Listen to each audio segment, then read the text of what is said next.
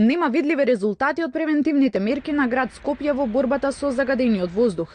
Концентрацијата на PM10 частичките и во последното деноноќе е на алармантно ниво.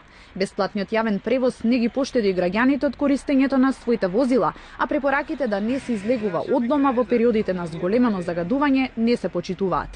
Мерките се неиздржани и не ја отсликуваат сериозноста на ситуацијата, велат од коалицијата за чист воздух О2.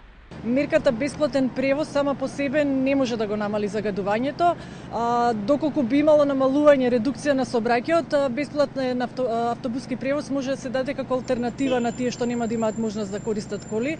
Меѓутоа, ако видите и самите, самиот апел не донесува никаков ефект.